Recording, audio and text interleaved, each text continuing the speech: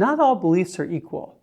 Some are good, whereas others are bad. But what determines whether a belief is good or bad? The first and most obvious consideration is whether that belief is true. Let's represent the truth of a belief with a vertical axis.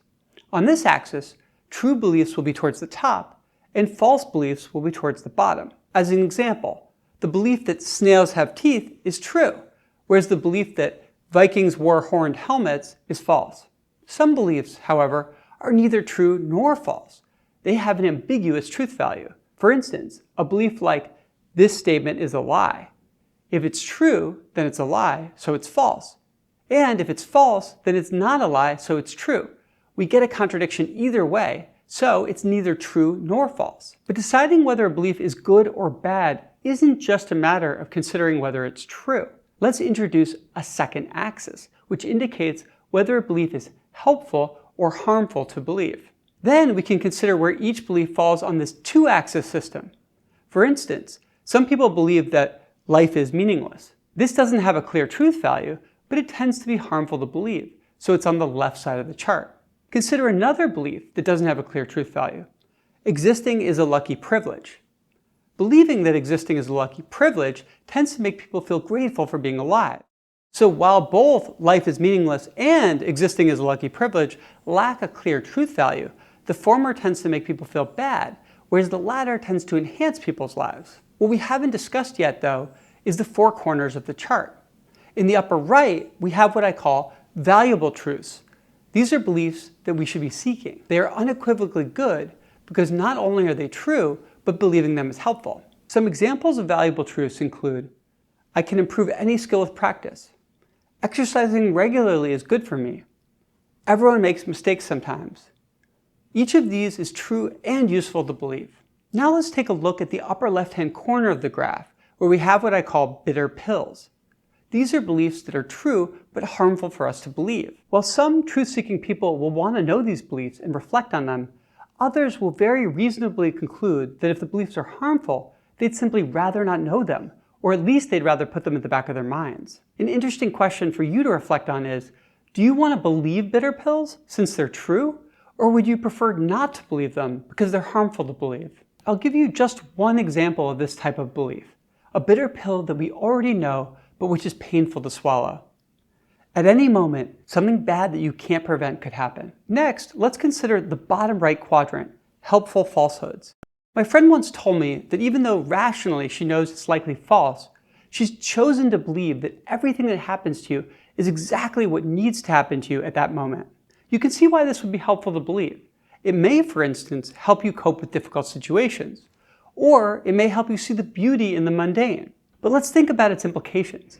If you're biking and a fly goes into your mouth, that's exactly what you needed to have happen to you? Or if a child gets malaria and dies painfully, that's exactly what that child needed to have happen to them? My friend felt that she'd be happier believing that everything that happens to you is exactly what you need, even though she rationally knew it wasn't actually true. I think it's a mistake to cling to helpful falsehoods like this one for two reasons. Usually, there's a valuable truth that you can believe instead to replace the helpful falsehood. And the valuable truth has a major advantage. It's actually true. For instance, instead of believing the helpful falsehood, everything that happens to you is exactly what you need, my friend could adopt the valuable truth that there's something to be learned from almost everything that happens to you. The trouble is that when you believe things, they're out of sync with reality. They can cause you to make bad decisions based on this false understanding. In the case of this specific belief, if my friend were to ever get into an abusive relationship, the belief everything that happens to you is exactly what you need could convince her that this abusive relationship is actually what she needs. Of course, not everyone feels like they can choose what they believe. Their beliefs just happen to them.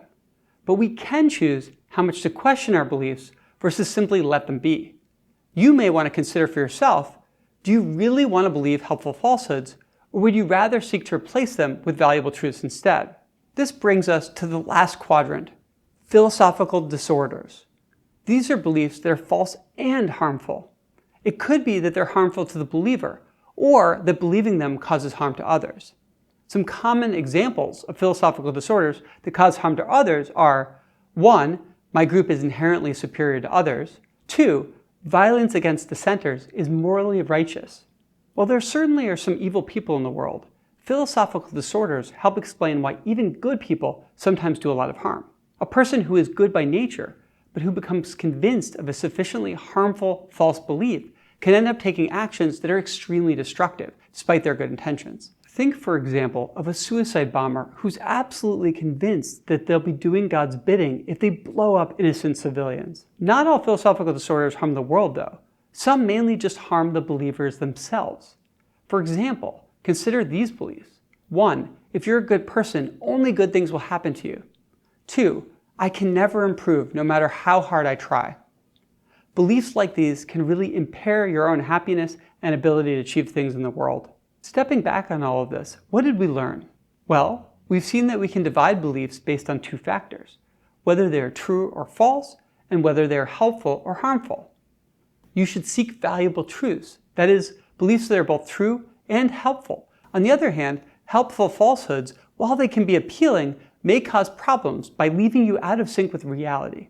You may be better off swapping them with valuable truths that maintain similar benefits. Finally, philosophical disorders, those beliefs that are both false and harmful, help explain many things about the world, including why good people can sometimes cause tremendous harm. We should resist and challenge philosophical disorders and try to prevent them from spreading, even while accepting that sometimes those that believe them are actually good people who simply hold bad beliefs. If you found this interesting, I'd love it if you'd subscribe to our channel. You can also find a lot of extra content on clearerthinking.org.